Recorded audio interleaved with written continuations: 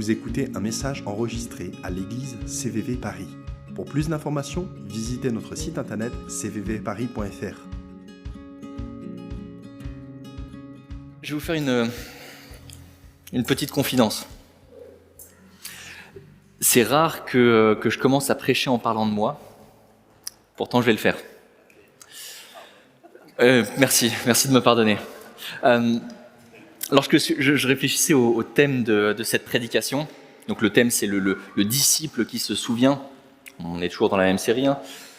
Lorsque je pensais à ça, j'étais pas du tout inspiré. J'avais pas envie de prêcher, j'avais pas envie de réfléchir, juste parce qu'en fait je savais pas quoi dire par rapport à ça, juste ça me parlait pas sur le coup.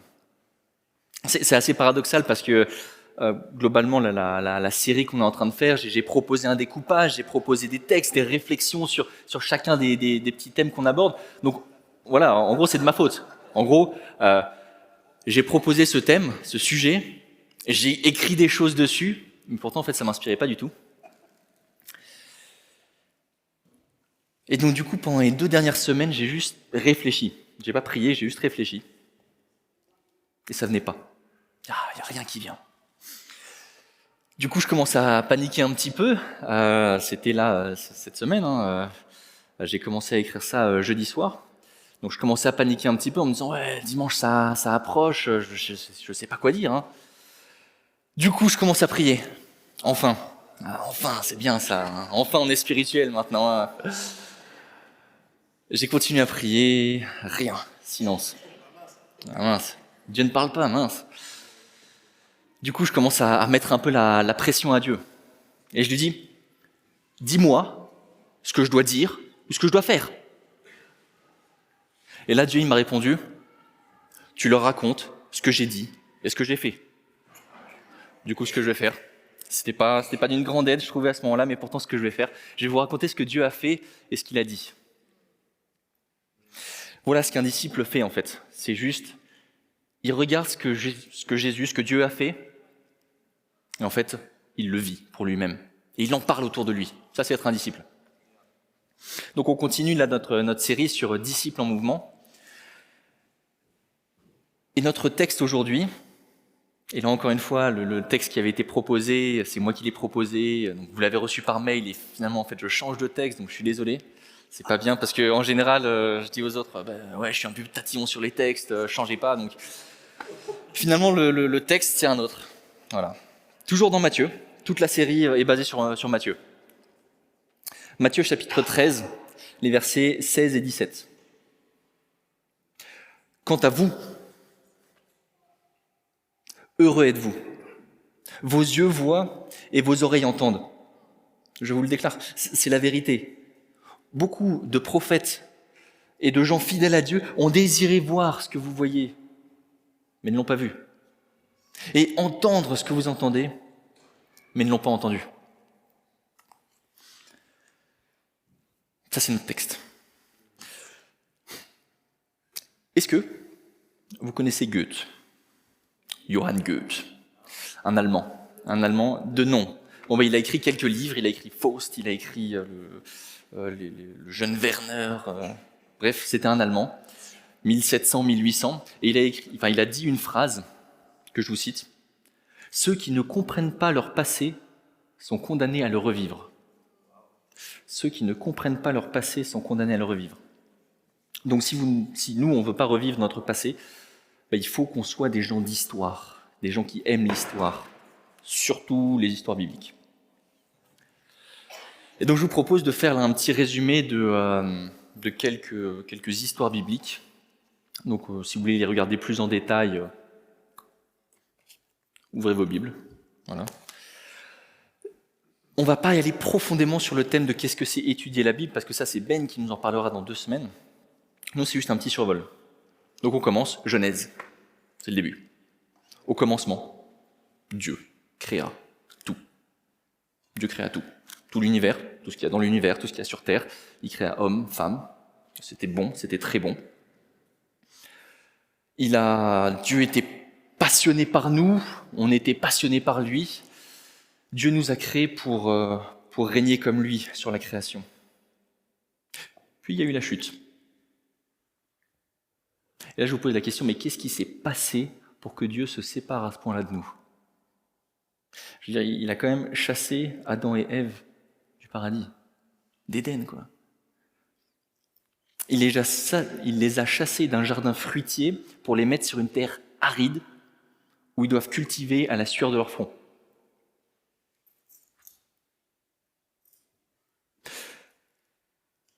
Je vous dérange là-bas ? Ah non, en fait, je sais pas où. Bah, sortez, voilà, sortez. Globalement, c'est ce que Dieu a fait. Hein, voilà, c'est ça. C'est chaud quand même. Hein. C'est ça, quel acteur. Hein. Voilà. C'est chaud quand même. Hein.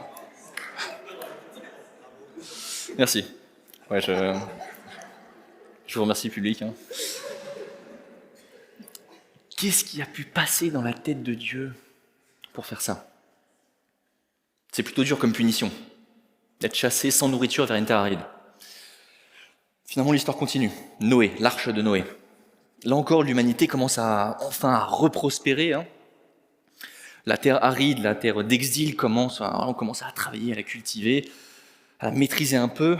L'humanité commence à s'expandre, commence à conquérir de nouveaux territoires. Mais finalement, là encore, Dieu intervient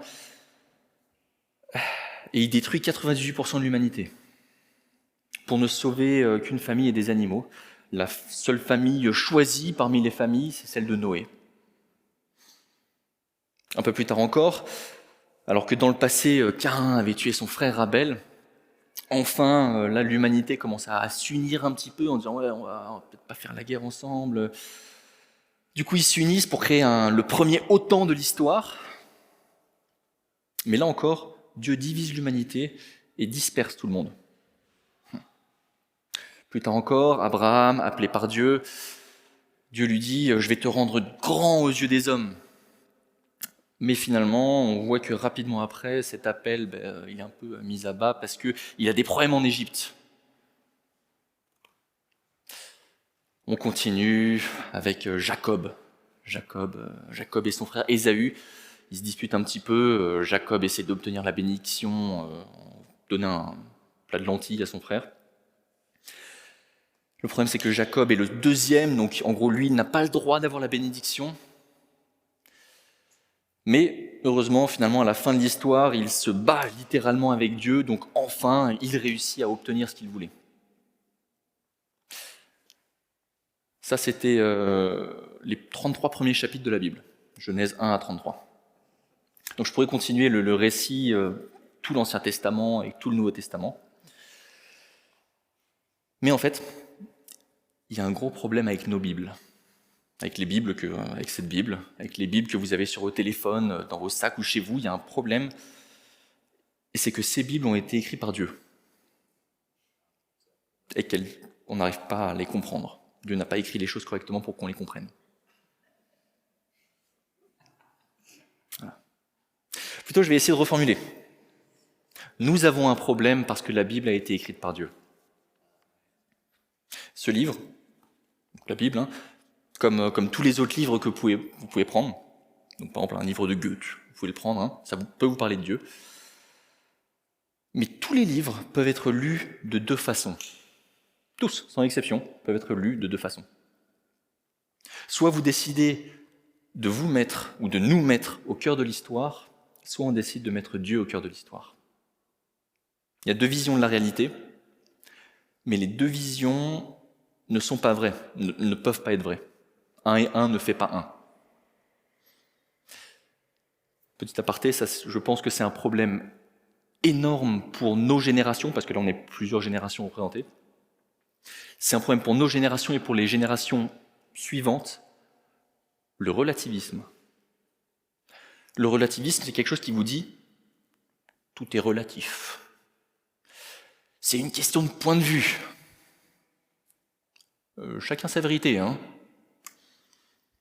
Si ta religion te fait du bien, vas-y, continue. 1. Aucune vérité n'est universelle. Ça n'existe pas. Ça, c'est le relativisme.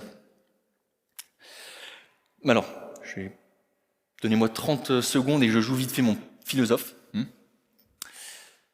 Si, moi, philosophe, je prends cette phrase, chacun sa vérité, et que je vous dis, toi, tu n'as pas le droit de me dire, toi chrétien, tu n'as pas le droit de me dire qu'il n'y a que le Dieu de la Bible qui ait raison. Tu n'as pas le droit de me dire que seul Jésus est le chemin, la vérité et la vie. Attendez. Sur l'écran, le nom de cette église, parce que Jésus l'a dit. Jésus a dit, je suis le chemin, la vérité et la vie. Tu n'as pas le droit de le dire, toi chrétien, parce que chacun sa vérité. Ce que je suis en train de faire là, c'est déjà en train de vous dire une vérité absolue. Tu n'as pas le droit d'avoir cette vérité parce que moi j'ai raison. C'est déjà une vérité absolue, donc le relativisme est faux de base. Voilà, fin de l'épisode philosophique. C'est l'autocritique du relativisme. Bref, le Saint-Esprit a vraiment du travail avec cette pierre, mais le Saint-Esprit va, je pense, mettre à bas le relativisme qui fait tant de mal. Toutes les vérités ne sont pas vraies. Moi, je vais quand même vous donner une vérité qui, je pense, est vraie. Dieu est le Dieu de tout, ou il n'est le Dieu de rien du tout. Dieu est le Dieu de tout, ou il est le Dieu de rien du tout. Donc, on revient à notre Bible. Dieu, auteur de la Bible. Je vous ai donné le résumé des 33 premiers chapitres. Je vais essayer de recommencer, mais avec une vision où l'homme n'est pas au centre, mais où Dieu est au centre. Parce que Dieu a écrit la Bible, donc c'est lui qui est l'auteur et qui dit moi en fait je suis au centre de cette Bible, je suis au centre de l'histoire, donc on va essayer de faire ça comme ça. Au début, Dieu créa l'univers. Il a tout créé, hommes et femmes, et c'était très bon. Il ne nous a pas créés pour régner comme lui, à la place de lui, mais avec lui, en équipe. On n'est pas là pour faire un putsch. On n'est pas là pour dire on ne veut pas de toi, Dieu, allez, va-t'en. Nous, on veut régner. Non. Dieu nous a créés pour régner avec lui, pas comme lui. C'est pas Dieu qui s'est séparé de nous. C'est nous qui nous sommes séparés de Dieu. Nous qui avons décidé de dire nous ne voulons pas de toi. Vous savez, quand on a pris, je dis nous, parce que en fait, nous, c'est toute l'humanité. Adam et Ève, en fait, nous représentent. Donc c'est nous. Voilà. C'est comme M. Macron représente l'État français. Adam et Ève représentent l'humanité. Donc nous, on a pris cette pomme et on a dit ah bon, j'ai pas le droit de la prendre. Hop. Voilà ce qu'on a fait en fait. Voilà ce qu'on a fait, globalement. On a juste dit à Dieu, on s'en fiche de toi. Nous sommes séparés de lui. L'humanité, avec Noé. Je vous ai dit, la phrase suivante, la seule famille qui a été sauvée, ou la seule famille qui a été choisie, c'est la famille de Noé. C'est faux. C'est faux. Comme si, ça veut dire en gros, il y a 10 familles qui potentiellement pourraient être sauvées, tiens, j'en choisis celle-là, et les 9 autres, allez hop. Non. Si Dieu avait pu sauver plus, il l'aurait fait. Dieu aime. Juste, Dieu aime passionnément les gens. Dieu sauve dès qu'il peut. La tour de Babel, c'était le premier autant de l'histoire. Hein. Dieu divise l'humanité? Non. Dieu ne divise pas l'humanité. Dieu réunit autour de lui et crée une nouvelle humanité. Et les valeurs de cette humanité, c'est juste aime ton prochain et aime Dieu comme toi-même. Ou aime Dieu et aime ton prochain comme toi-même plutôt.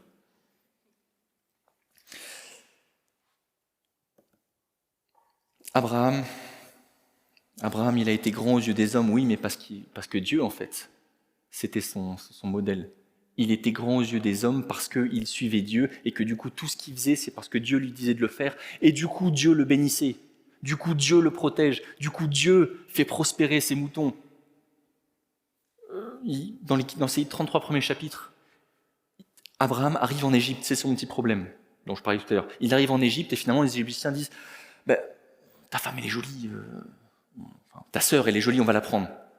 Et en fait, finalement, quand les Égyptiens se rendent compte, mince, en fait, c'est la femme d'Abraham, et Abraham, il sert Dieu. En fait, qu'est-ce qu'ils font? Ils donnent plein de choses à Abraham en disant, mais tiens, sois béni et pars. qu'on n'ait pas de faute. Abraham était grand aux yeux des hommes parce qu'il servait Dieu. Il y a deux visions du monde. Il y a deux visions du monde. L'une est vraie et l'autre est fausse, en fait. L'humanité, l'homme, n'est pas le centre de l'histoire humaine, en fait. Dieu est le centre de l'histoire humaine. J'ai envie de... Tout à l'heure, Jean Huygens, je trouve ça très très très bien, Jean Huygens qui parlait ça, et ce chant qui en parlait là, les yeux ouverts. En fait, il y a des personnes qui ont les yeux ouverts. C'est notre texte qui le disait, là, en Matthieu. Ceux qui désiraient voir ce que vous voyez. Et d'autres ne peuvent pas le voir parce qu'ils n'ont pas les yeux ouverts pour voir ce que vous voyez.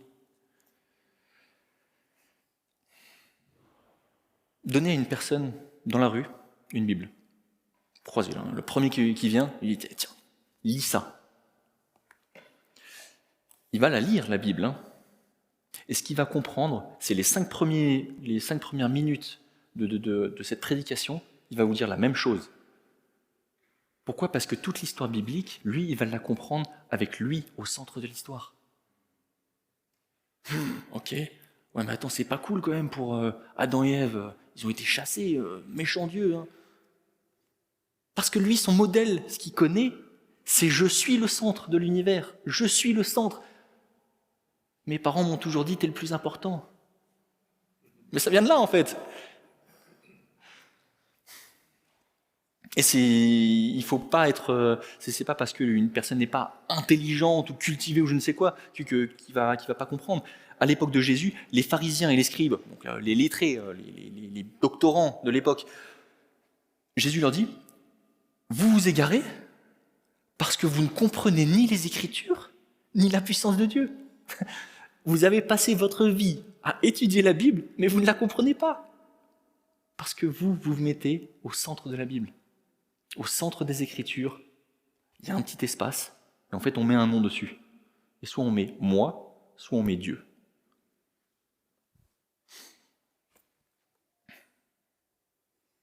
Un évangile, donc une Bible, une lecture de la Bible, qui est basée sur l'homme, elle prive Dieu de la gloire. Alors que Dieu dit, toutes ces pages parlent de moi. Et nous, en fait, si on a les yeux fermés, donner la Bible à quelqu'un dans la rue, en fait, ce qu'il va faire, c'est, toute la Bible parle de moi. Non, toute la Bible parle de Dieu, parle de Dieu, de Dieu, de Dieu, de Dieu. Je vous ai partagé ce petit témoignage au début, là. Et bien, en fait, cette prédication, au début, ce que je faisais, c'est je réfléchissais. Qu'est-ce que moi, je dois leur dire ? Qu'est-ce que moi, je dois faire ? Et c'est là où Dieu me dit, c'est pas toi le centre. Ce que moi, j'ai fait, ce que moi, j'ai dit. Dieu, tu vas leur dire. Jésus est le centre d'une prédication, en fait. Pas moi, là, moi, vous mettez un panneau devant moi et je disparais, mais c'est pas grave. Tant que Jésus est prêché, parce que c'est lui qui est au cœur de ces feuilles-là. C'est lui dont j'essaie de vous parler. Bref, vous savez quoi, aujourd'hui, on est le 1er mai. Joyeuse fête du travail. C'est quand même important de célébrer les traditions. On vit ici, en France, le 1er mai, c'est important. On ne travaille pas le 1er mai. Vous savez pourquoi ? Parce que des gens se sont battus pour ça. Se sont battus pour que vous ne travailliez que 8 heures par jour, et non pas 12, 13, 14, 15, je ne sais combien d'heures par jour. Et c'est très bien, c'est une bénédiction. C'est très bien, je suis tout à fait pour ne travailler que 8 heures par jour. Voire moins, ça ne me dérange pas aussi, des fois. Bref. Avec le même salaire, absolument. Oui, parce que sinon, faut quand même penser un petit peu à... Ça, c'est une vision du monde. Et si je me concentrais sur ce que les hommes ont obtenu ? Le 1er mai, c'est ça. C'est les hommes qui se sont battus et qui, enfin, ont défié le grand capitaliste. Enfin, on n'est plus obligé de travailler. C'est pas travailler plus pour gagner moins, c'est travailler moins pour gagner plus. Ça, c'est une vision du monde. Pourquoi pas, L'autre vision du monde, c'est « Ok, aujourd'hui c'est férié. À quoi ça fait penser ? On se repose. Dieu s'est reposé, tiens. Et si finalement le 1er mai me parlait du fait que Dieu s'est reposé, du fait que quand Dieu a fait la création, les 7 jours, le 7e jour, il a dit « et il se reposa ». En fait, il n'y a pas de 8e jour. Quand vous regardez la Bible, Dieu s'arrête au 7e jour. Il n'y a pas de 8. C'est juste un jour qui dure très très très très très longtemps, et on est toujours dans ce 7e jour où Dieu s'est reposé. En fait, notre vision du monde, ça peut être ça. Notre vision du monde, ce dont on peut se souvenir, c'est non pas « oh, lutte ouvrière, ouais !» Non, c'est « Jésus a lutté, Jésus a obtenu pour moi un jour férié gratuit. » Moi, j'étais pas là je crois que c'est 1944, où le 1er mai a obtenu les 8 heures de travail. Moi, j'étais pas là. Je suis juste au bénéfice de ce qu'ils ont fait il y a 70 ans. Il y a 80 ans, à peu près. Il y a quelques dizaines d'années. Je suis plutôt littéraire que scientifique. Ce qu'il a fait il y a 2000 ans, moi j'étais pas là. J'étais pas là. Et vous n'étiez pas là. Mais pourtant on est au bénéfice de ça. On est au bénéfice juste de ce que Jésus a fait. Et ça c'est notre 1er mai à nous. Christ, mort et ressuscité, qui règne et qui dit « je me repose à la droite du Père ». Et qui nous invite, nous, à venir dans son repos. Et juste à dire « la délivrance, c'est toi qui me la donnes. Je ne craindrai aucun mal parce que tu es là. » Donc on revient sur notre texte. Alors je tourne autour du texte depuis tout à l'heure, hein, certes, mais bon. Verset... en gros, ce que ces anciens prophètes, ce que ces anciens justes désiraient voir, c'est Jésus. Ils ont tant désiré voir ce que vous voyez aujourd'hui.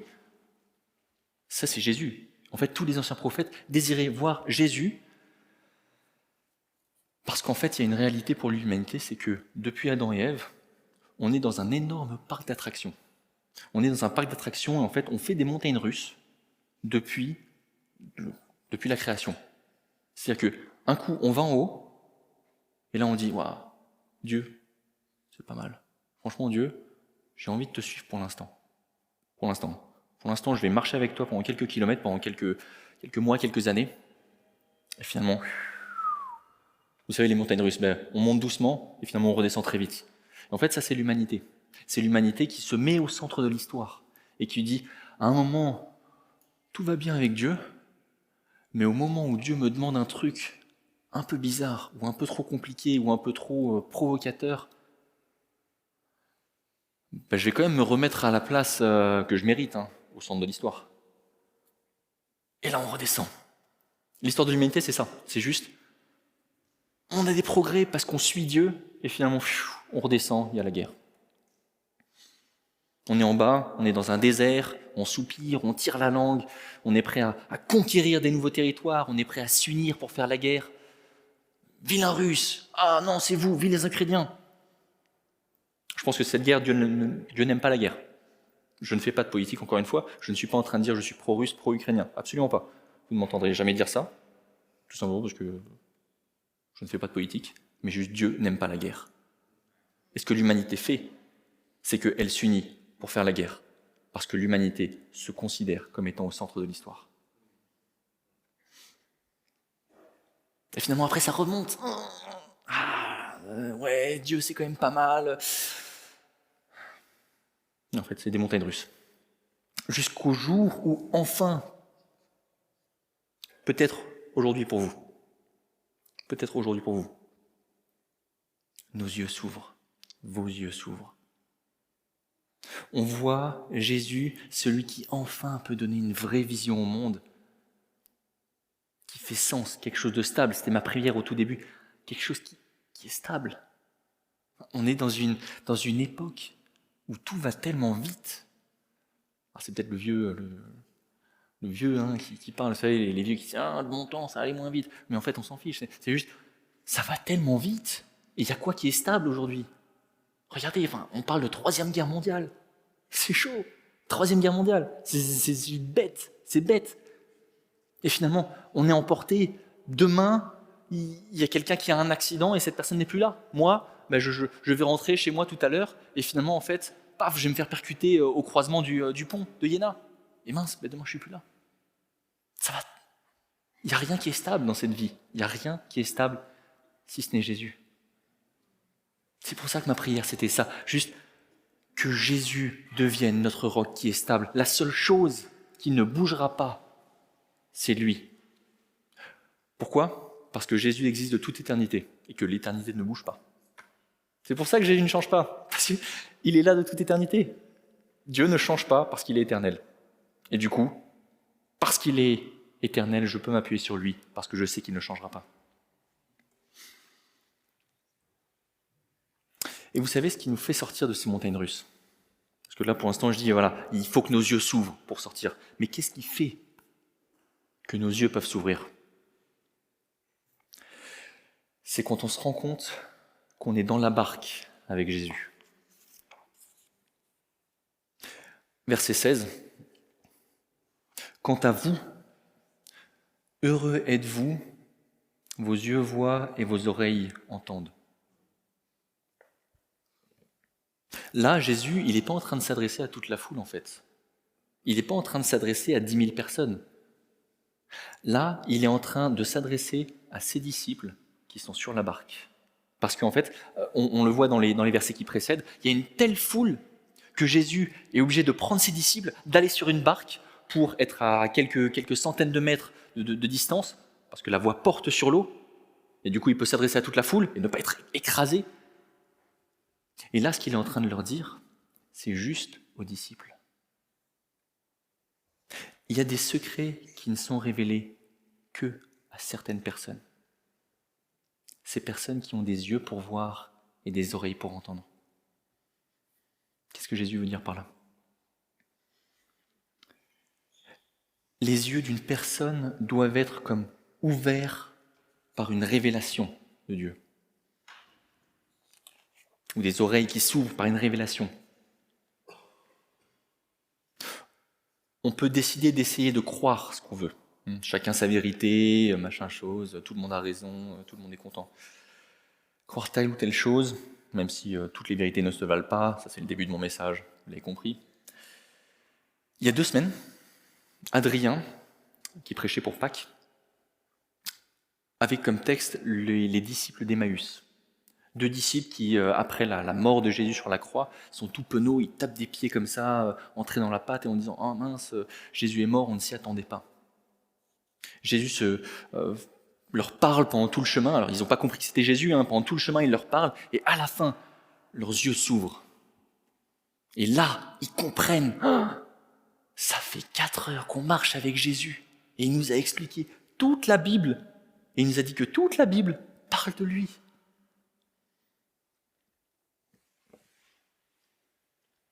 On peut avoir les yeux ouverts de 2 façons, encore une fois. L'humanité a les yeux ouverts, ou entr'ouverts, depuis le début. Qu'est-ce qui s'est passé lorsque Adam et Ève ont mangé cette délicieuse pomme ? Leurs yeux s'ouvrirent et ils virent qu'ils étaient nus. Là, ils ont eu honte à ce moment-là. Là, quand leurs yeux se sont ouverts, ce qui a été produit, c'est de la honte, de la culpabilité, du rejet, de la séparation. Moi, Dieu, j'ai rien fait, c'est la femme que tu m'as donnée qui m'a donné ce fruit. Ça, c'est la première conséquence. Leurs yeux se sont ouverts. Et Adam et Ève, nos représentants, toute l'humanité vient d'eux. Moi, je suis né, je suis un petit-fils d'Adam et Ève, vous aussi. Du coup, mes yeux sont ouverts de la même façon qu'eux.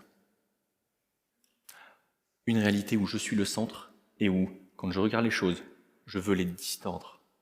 C'est pas français. Les tordre. Je suis pas littéraire non plus.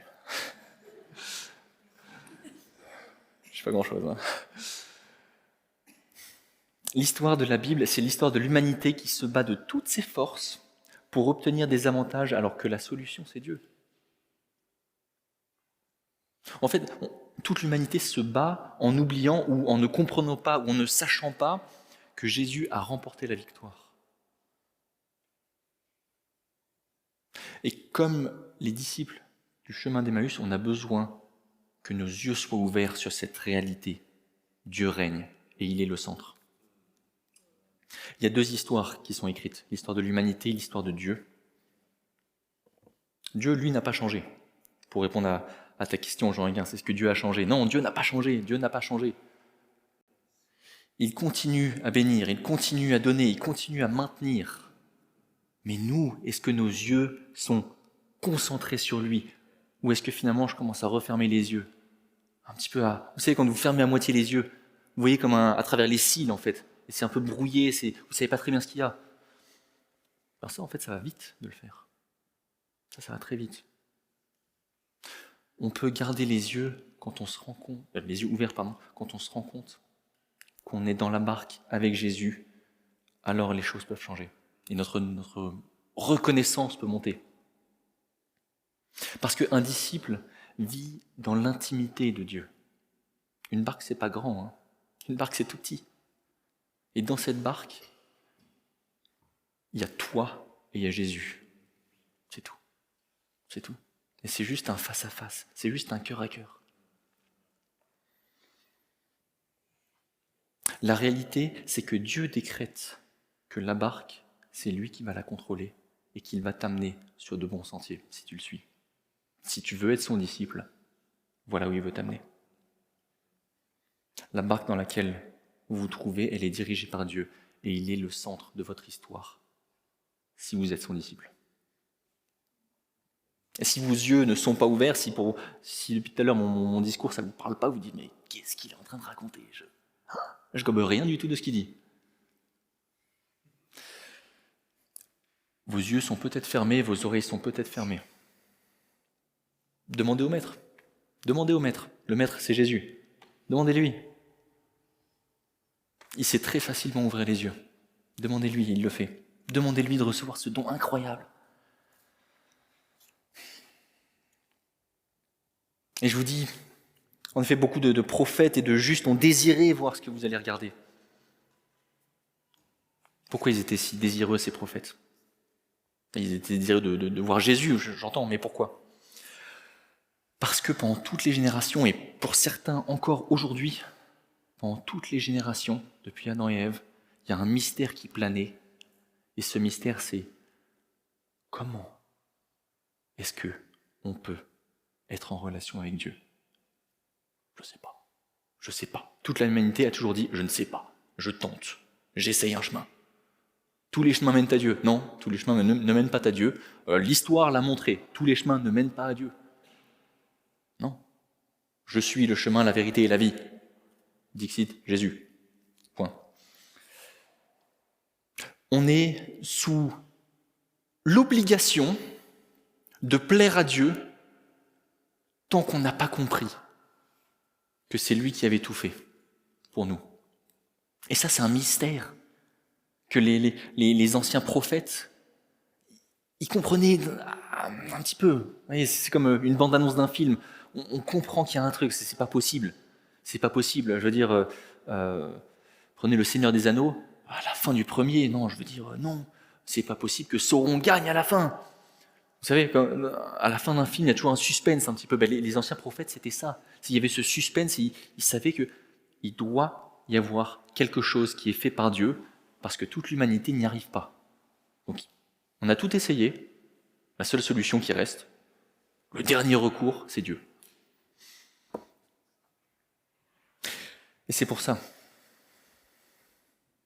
C'est pour ça que quand on comprend que Dieu l'a tout fait, alors il peut opérer ce miracle. Quand on accepte que lui a fait les choses et que c'est lui qui peut ouvrir les yeux, c'est lui qui peut nous dire « Viens, je vais te montrer que moi, j'ai tout fait pour toi et je continuerai à tout faire. » Quand on comprend ça, parce que lui nous le révèle, ça change les choses. C'est pour ça que j'ai envie de vous... faut que je me dépêche. J'ai envie de vous encourager à vous souvenir de votre passé. Vous souvenir que vous appartenez à l'histoire biblique. Chrétien ou pas chrétien, que vous soyez chrétien ou que vous ne soyez pas chrétien, vous appartenez à l'histoire biblique. Vos noms sont marqués, quelque part, là-dedans. En général, c'est plus vers la fin, dans l'Apocalypse. Vos noms sont marqués. En bien ou en mal. Un disciple sait d'où il vient. Un disciple, c'est quelqu'un qui va... Je ne prends pas la prédication de Ben. C'est quelqu'un qui va lire la Bible et mettre Dieu au centre de chacune des histoires qu'il va lire. Parce qu'après avoir passé suffisamment de temps avec Jésus dans cette petite barque, alors on peut se souvenir de ce qu'il a fait. On peut se souvenir que à ce moment-là, j'ai demandé à Jésus de me guérir. Et ça, vous vous en rappelez un an après. Petite parenthèse qui n'est pas là. J'avais fait il y a quelques années un test. En gros, c'était j'étais livré à un exercice. On devait s'écrire une lettre à nous-mêmes. Et en fait, c'est ce que j'ai fait. J'ai écrit une lettre et j'avais demandé à Dieu d'arrêter de fumer à cette époque-là et d'autres choses. J'ai retrouvé cette lettre un an après parce que quelqu'un me l'avait envoyée. C'était le contrat. En gros, on écrit une lettre à nous-mêmes, on la donne à un administrateur qui nous l'envoie un an après. 95% des choses que j'avais marquées dedans, Dieu y avait répondu. Et j'avais oublié. Je n'avais pas remercié Dieu. Je ne m'en souvenais pas. Parce qu'on a besoin de regarder dans le passé pour voir ce que Dieu a fait. Il y a de la joie à suivre Jésus. Il y a de la joie parce qu'il est là tout le temps et il nous bénit. Même quand on ne demande pas, il le fait. Et non seulement aujourd'hui, mais pour l'éternité, il va continuer à nous bénir. L'éternité, c'est long, hein. Il va continuer. Il ne se lasse pas de nous. Il y a une urgence à prendre pour vous cette vision du monde où Dieu est le centre. Parce que autrement, on oublie et on devient le centre et on sait que quand je suis le centre de l'histoire, c'est pas glorieux, c'est Babel, c'est on fait la guerre, c'est Poutine qui dit allez-y. Ça c'est un mec qui se dit je suis le centre de l'histoire. Encore une fois, je ne fais pas de politique. Monsieur Poutine est une personne comme une autre. Tous, quand on est le centre de l'histoire, on va chercher d'une façon ou d'une autre à faire la guerre à quelqu'un d'autre. Majoritairement, on fait la guerre à Dieu. Dieu, tu ne décideras pas pour moi. Non. Tu me dis d'aller là, et bien moi je vais aller dans l'autre sens. Mais si Dieu est le centre, ça change. J'aimerais bien, franchement je vous le dis, j'aimerais bien vous ordonner de le faire, de vous commander, soyez dans la joie. Mais même si je le faisais, ça ne changerait rien, parce que je n'ai pas le pouvoir de créer ça en vous. Je n'ai pas le pouvoir d'ouvrir vos yeux. Et vous n'avez pas ce pouvoir non plus. C'est paradoxal quand David dit « Réjouis-toi mon âme », il parle un petit peu. En fait, c'est une prière. C'est une prière qu'il fait. Ce qu'on fait, c'est, si vous avez besoin, demandez à Jésus, parce que lui le fait. Je ne peux pas vous commander de choisir le meilleur chemin. Même si je vous mettais une arme sur la tête, ça changerait quoi? Ce ne serait pas sincère. Juste, la réalité, c'est que Dieu est le centre de tout. Et on a besoin du Saint-Esprit parce que c'est lui qui nous ouvre les yeux. C'est lui qui nous révèle ça. C'est pas moi qui prêche là et qui vous dit des choses. C'est juste le Saint-Esprit qui vient et qui travaille dans votre cœur, qui travaille dans nos cœurs et qui nous dit « Mais oui, il y a quelque chose d'autre. Tu ne peux pas être le centre parce que si tu es le centre, tu vas d'échec en échec. Viens, Saint-Esprit. » En conclusion,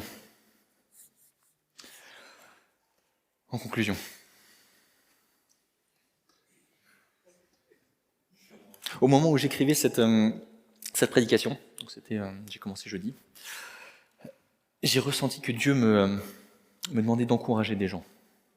Bon, j'espère l'avoir fait jusqu'à présent, mais qu'importe. Encourager certaines personnes à regarder dans leur passé. À regarder je vais vous dire vous maintenant, ou même toi, tiens, je vais dire toi. Si vous vous reconnaissez dedans, c'est toi. Voilà. Regarde dans ton passé pour ne pas être condamné à revivre ce passé. Invite Dieu là-bas. Là où tu sais que les choses, tu les as gérées sans Dieu, et où tu t'es mis au centre de l'histoire, invite-le. Invite Dieu à venir et à te donner sa vision du monde, là où lui, il règne. Là où lui, il est le roc, un roc éternel qui ne faiblit pas, qui ne s'effrite pas, qui ne partira pas, qui ne t'abandonnera pas.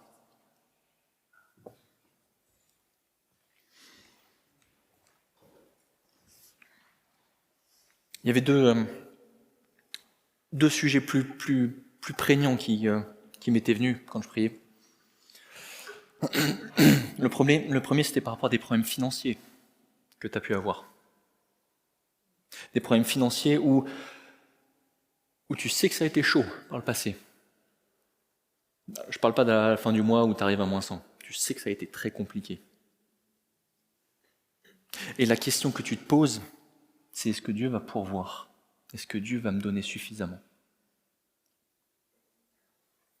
Il y a cette parole qui est pour toi, de Dieu. Agé, le prophète Agé, chapitre 2, versets 8 et 9. « L'argent m'appartient, l'or m'appartient, déclaration du Seigneur. La gloire à venir pour cette maison, pour ta maison, sera plus grande que sa gloire passée, dit le Seigneur des armées. Et en ce lieu, dans ta maison, je mettrai la paix, déclaration du Seigneur des armées. » Dieu est là. La deuxième chose qui m'était venue à ce moment-là, c'était par rapport à une personne qui a... Et je te demanderai de ne pas lever la main, parce que, voilà, de toute façon, ça te regarde, c'est entre toi et Dieu, mais une personne qui a vécu des abus sexuels dans son passé.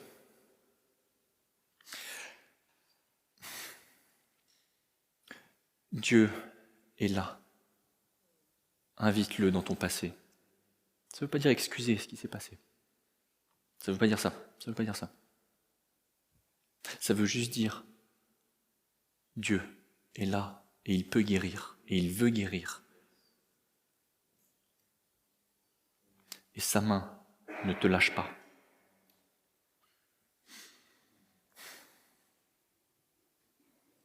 Un disciple qui vit dans l'intimité de Dieu, il se trouve sur la barque. Il se trouve sur cette petite barque. Il n'y a que lui et toi. Et la réalité que Dieu décrète, c'est que cette barque, là où tu te trouves, c'est lui qui la dirige. Et il est le centre de ton histoire.